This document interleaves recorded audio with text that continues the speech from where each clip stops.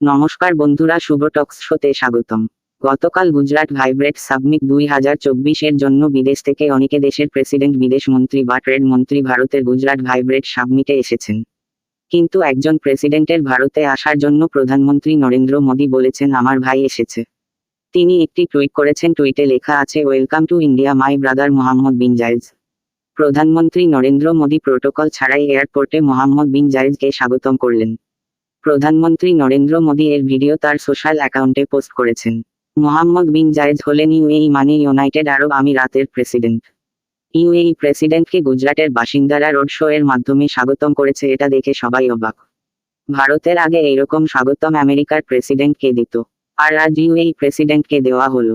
এমনকি ভারতের খুব কাছের বন্ধু দেশ ইসরায়েলের প্রেসিডেন্ট বেঞ্জামিন নেতানিয়াহু ও রাশিয়ার প্রেসিডেন্ট ভ্লাদিমির পুতিনকেও এইরকম স্বাগতম দেওয়া হয় না তারা যখন ভারতে আসেন।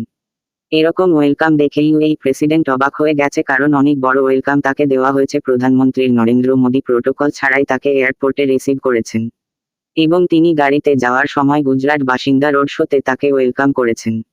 এই দেখে ইউএই প্রেসিডেন্ট মোহাম্মদ বিন জায়েদ খুব খুশি। ইউএই প্রেসিডেন্ট ভারতে এসেছেন তার দুটি কারণ। প্রথমটি হলো গুজরাট ভাইব্রেট সাবমিট 2024-এ যোগ দেওয়া, ও দ্বিতীয় কারণটি হলো I2U2, এর মানে ইন্ডিয়া ইউএই ডকুমেন্টস এ সই করা। এই গুজরাট ভাইব্রেট সাবমিট 2 বছরে একবার হয়। এই সাবমিট করার উদ্দেশ্য হলো কিভাবে গুজরাট ও ভারতের মধ্যে বিদেশ থেকে ইনভেস্ট করানো যায়।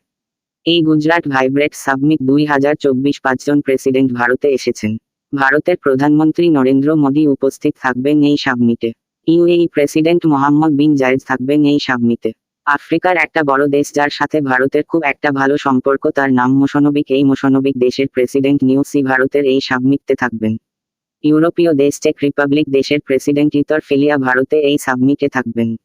এছাড়াও অস্ট্রেলিয়ান নর্থ সাইডে অবস্থিত ইস্তিমুর দেশ, এই ইস্তিমুর দেশের প্রেসিডেন্টও ভারতের এই সাবমিটে থাকবেন। এছাড়াও অনেক দেশের বিদেশ মন্ত্রী, ট্রেড মন্ত্রী ভারতে এসেছেন এই সাবমিটে অ্যাটেন্ড করার জন্য। এখনো পর্যন্ত জানা যায়নি যে ভারতে কত বিলিয়ন ইনভেস্টমেন্ট হয়েছে। ভিডিওটি ভালো লাগলে লাইক করে দেবেন, চ্যানেলটিকে সাবস্ক্রাইব করে দেবেন এইরকম ভিডিও পাওয়ার জন্য। ভালো থাকুন, সুস্থ থাকুন, ধন্যবাদ।